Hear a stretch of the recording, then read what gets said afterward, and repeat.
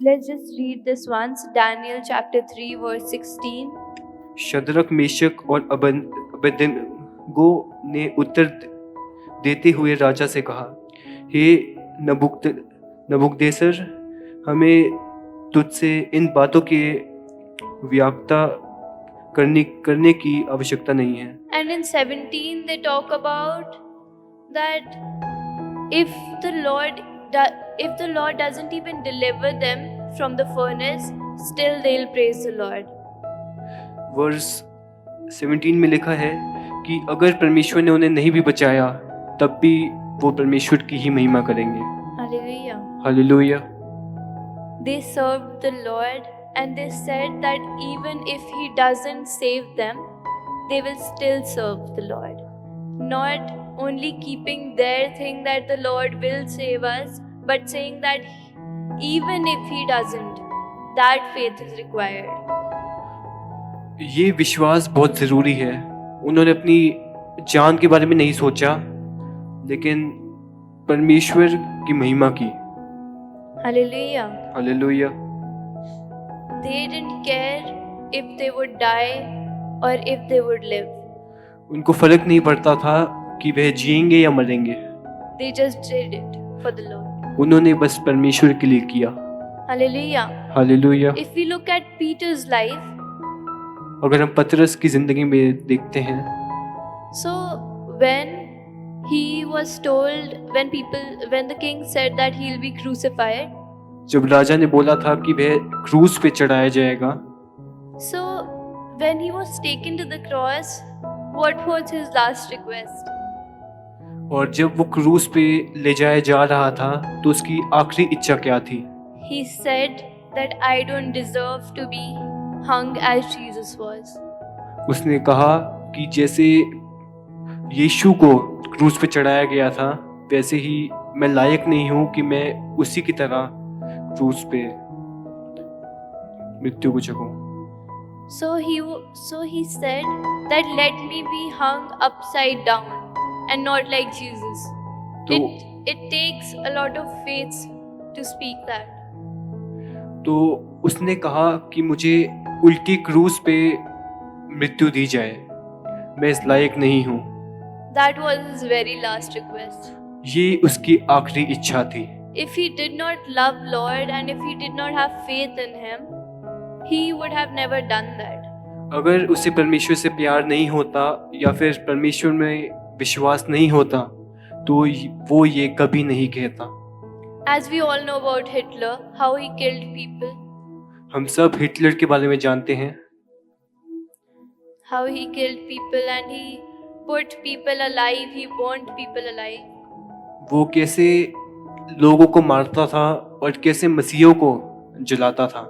He used to put people in front of the lions alive just to entertain other people.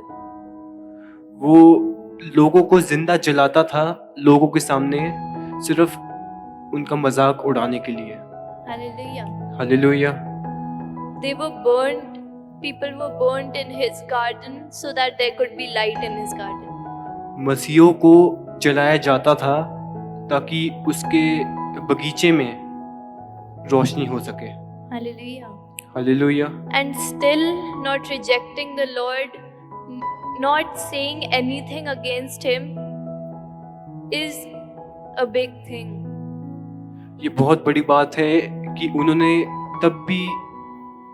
उन्होंने परमेश्वर के खिलाफ कुछ नहीं बोला। Hallelujah. Hallelujah. They saw their kids being killed in front of them, but still not rejecting the Lord.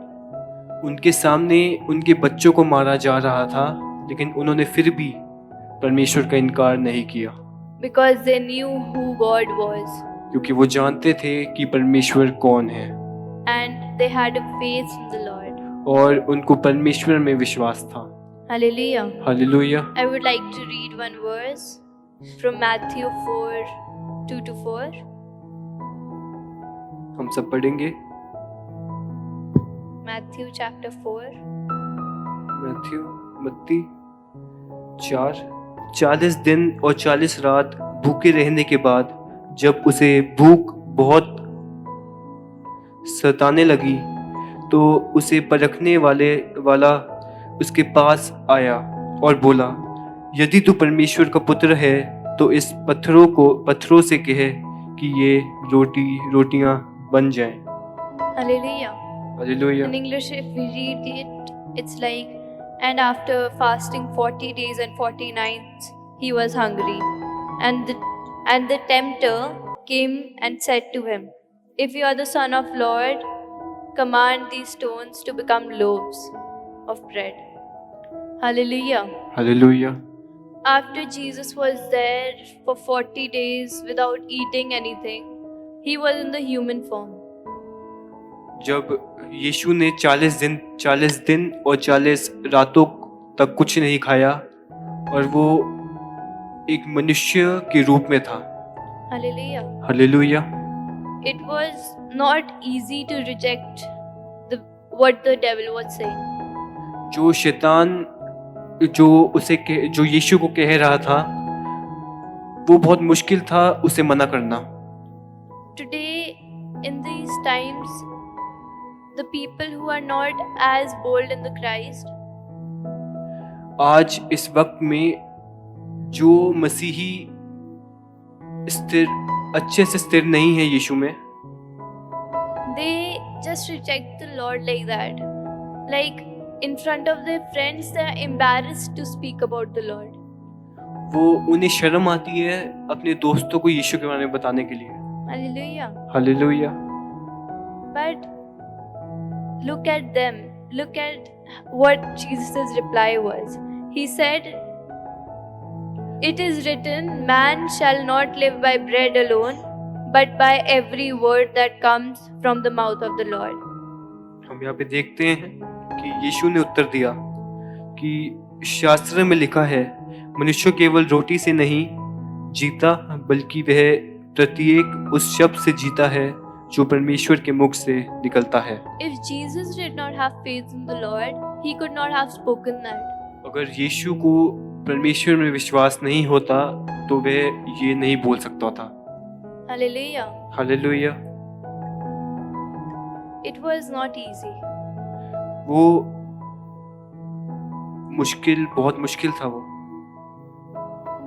He could have said that he's the son of the Lord. He can do anything and make the rocks into bread. वो घमंड में आ सकता था और बोल सकता था कि मैं परमेश्वर का पुत्र हूँ और मैं कुछ भी कर सकता हूँ। Hallelujah. Hallelujah. But he spoke to the devil from the word. लेकिन उसने शैतान से परमेश्वर के कलाम से बात की। If we look at Daniel's life, अगर हम दानियल की जिंदगी में देखते हैं, so when he was thrown into the lion's den, he did not say that, Lord, I will not worship you, or he could have rejected the Lord. जब वो शेरों के सामने डाला गया तो वो भी परमेश्वर का इनकार कर सकता था। But look at his faith. लेकिन उसके विश्वास की ओर देखो। Because of his faith, how the Lord saved him from the lions. कैसे उसके विश्वास के द्वारा परमेश्वर ने उसे कैसे शेरों से बचाया। Hallelujah. Hallelujah. He shut the mouths of the lions. परमेश्वर ने उन शेरों के मुंह बंद कर दिए। Hallelujah. Hallelujah. If we look at David's life, अगर हम दाऊद के जीवन में देखते हैं, he had faith on the Lord. उसको परमेश्वर पे विश्वास था। That's why he could fight his Goliath. इसलिए उसने गोलियत से लड़ाई लड़ी। Hallelujah. हालेलुया।